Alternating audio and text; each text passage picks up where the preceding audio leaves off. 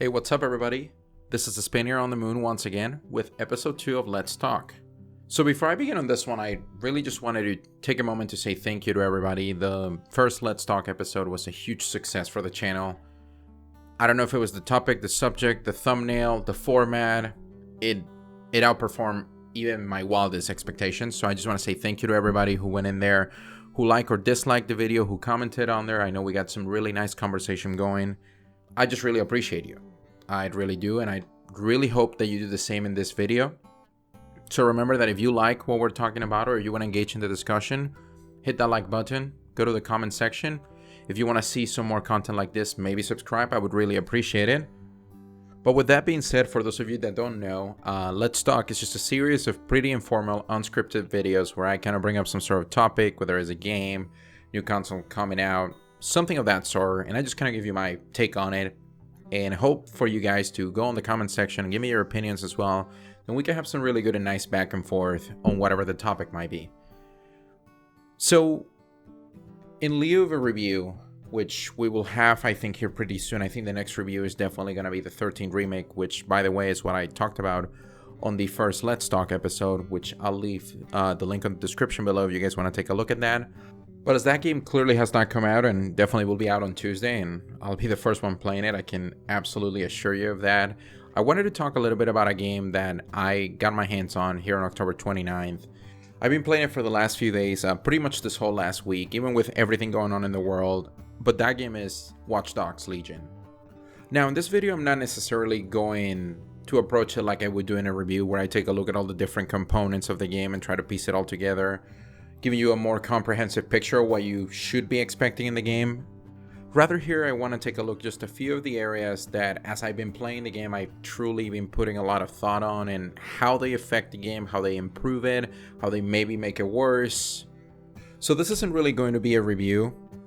I don't plan on doing a review for Watch Dogs Legion at all, but I do highly recommend you check out some reviews out there. Carrick from ACG did an excellent review of the game, and I think I agree with a lot of his thoughts. But I also had a few that I kind of wanted to expose here as well in terms of what I've been experiencing with the game from a gameplay loop perspective, also maybe from a technical perspective where I know we had some issues in there, and just kind of see what you guys think. I'd really hope that on the negative points that I might speak in the video, I hope they're just anecdotal, in the sense that I hope you're having a way better experience than I am, especially when it comes to some of those technical issues, and I'll discuss a couple of those here in a few minutes. But with that being said, let's absolutely get started with this episode 2 of Let's Talk. I appreciate you guys, and remember, if you want to engage in the discussion, there's always the comment section. You can like, dislike, and hell, maybe even subscribe if you feel like it. Alright, so warning before I expose both my praise and criticism for the game, I actually have not bought a retail copy of this game. I'd subscribe to Uplay Plus for $15 a month, and that gives me access to the new titles they got coming out, which is, of course, Watch Dogs Legion, and it's also going to be AC Valhalla. So I have not spent the full $60 on it, and one of the reasons I didn't do it is because I felt that by using Uplay Plus, I have a chance to actually give this game a try and see how I feel about it, and if I would think that it's worth a $60 purchase. On Valhalla, I'm pretty much sold, but I'm also going to take the Uplay Plus route.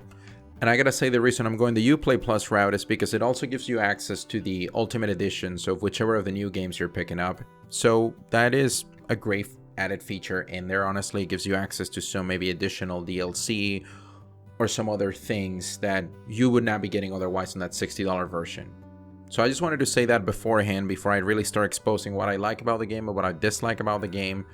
That way you guys know how much I've actually spent on it so far, and whether if I plan to buy it or not. So let's get straight to the point on this one, and let me talk a little bit about a few of the things that I actually enjoy in the game.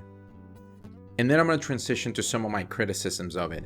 So in terms of what I enjoy, I think my favorite part of all of it is the representation of this futuristic version of London.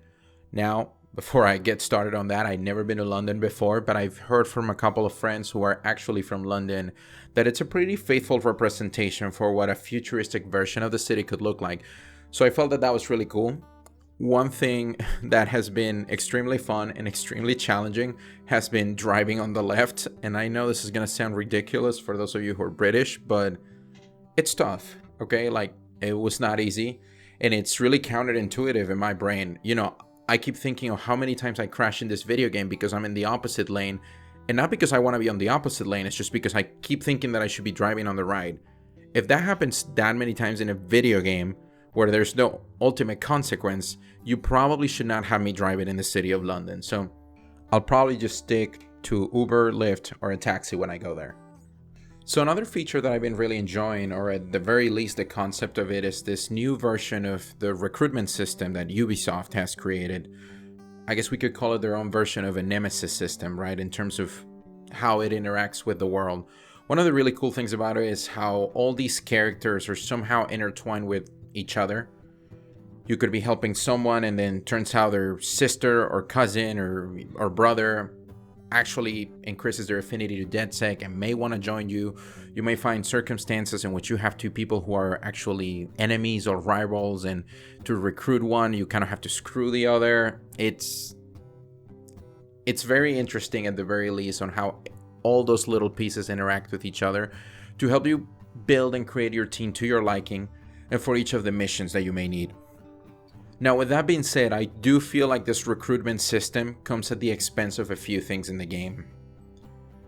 And that, I think, is, of course, character development, right? If you can be anyone in the world, it means there is not a single set character that will be developed throughout the story. Now, there are a few fixed characters throughout the main story in the game that you'll get to interact with pretty much on a constant basis, but none of them who you actually get to take control of, or at least not in the about 8 to 10 hours that I played the game thus far. So as you build your team, you kind of start realizing a lot of these characters are pretty flat in terms of, personality for starters. And one of the things that we could really address in there is the voice acting, how everything was done with voice modulation to give each of these characters their own unique voice, quote unquote, right? We can definitely tell that in some areas it just doesn't happen. Some of the voices seem repeated. I've heard a few complaints about the accents. I can't really speak to that because, of course, I'm not British.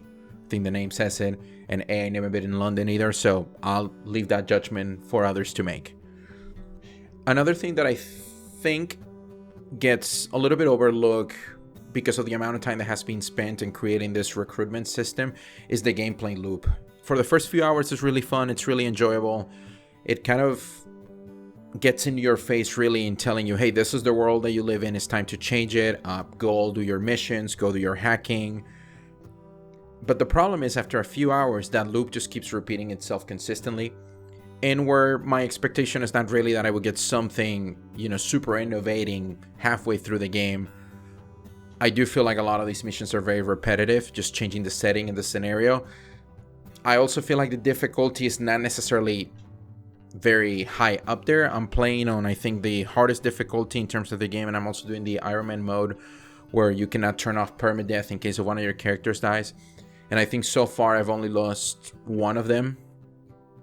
Maybe the game gets exponentially difficult later on, but so far that hasn't happened. And I found death honestly rather easy to avoid.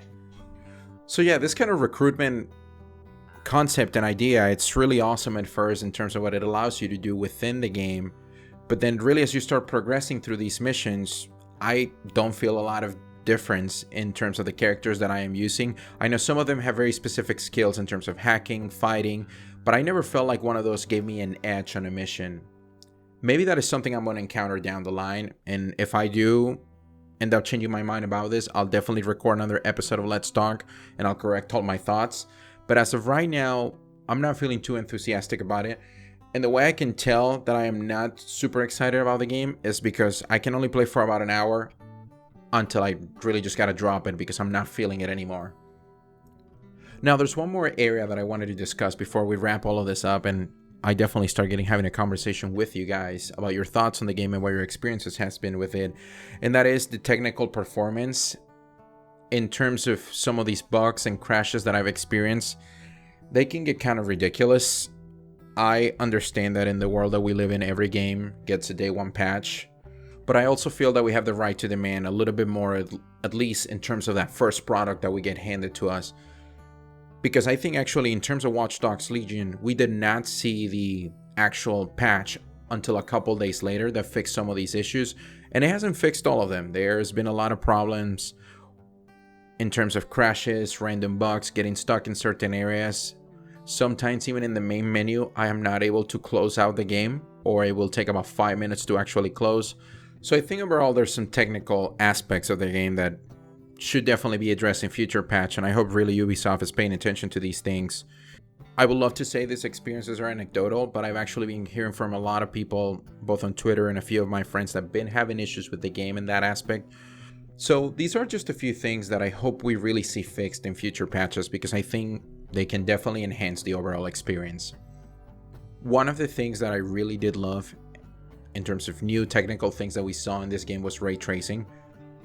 I gotta say personally, I had not experienced it the way I've experienced it in this game before. And I think that was really cool. It's not something that really improves the lighting upon, you booting the game the first time and everything looks drastically different. But once you start looking at some of those reflections, you really start realizing how powerful this technology can be and how great it can make things look. So I just hope this is a feature that we keep building upon that, and we keep seeing more games and more games that have this enabled. Because honestly, it was really cool. I had never experienced some of those reflections the way I did in this game, so that's one area where it's fantastic. That doesn't save it from all the other issues that I may have with the gameplay loop or the technical problems that it also may have, but I think overall the experience with the game is pretty average. Would I spend $60 on it? I don't think so. However, with that being said, I know everyone has different expectations for the game, so some of you may be really enjoying it and not having some of those technical issues that I'm experiencing, or you may not be bothered with those gameplay elements that I mentioned that feel kind of flat, but that's absolutely fine. I actually did not start this video to convince you that the game is good or that the game is bad. I just kind of wanted to give you my thoughts and where I stand on it right now. I'll definitely be playing it some more. Hopefully my thoughts change on the game, and hopefully some of these technical issues are patched. Now, if my thoughts on the game change, I'll definitely make another episode talking about what changed and why my thought process for the game might have changed. But I think now is the time where I kind of want you guys to give me your opinions. Go in the comment section below and let me know what you think of the game. Let me know what your experience has been. Let me know how you feel about the gameplay. How do you feel about any technical performance issues that you may or you may not be having at the moment. Also, let me know your thoughts on ray tracing. I know I'm probably very late to the party on this, but this is really my first big exposure to it, and it did really impress me, at least the way they did it in this game. So alright guys, that's gonna be it from me. Remember to like this video or dislike it. If you want to see more content like this in the future, maybe subscribe. I would really appreciate it. And as always, feel free to reach out to me via Twitter at the Spaniard's Hut. I'll also leave that link in the description below in case you want to reach out to me. And I know a lot of things are happening in the world. A lot of things have happened in the world, especially this past week. By the time I upload this, some things may be defined in the world. I'm not really going to get into any of that because I don't think this is the place for it. But I just want to let you know that I really care for all of you guys. I really appreciate all of you. And I want you to take care of yourselves. And I also want you to take care of each other where you can. So that's going to be it from me, guys. I'll see you next time.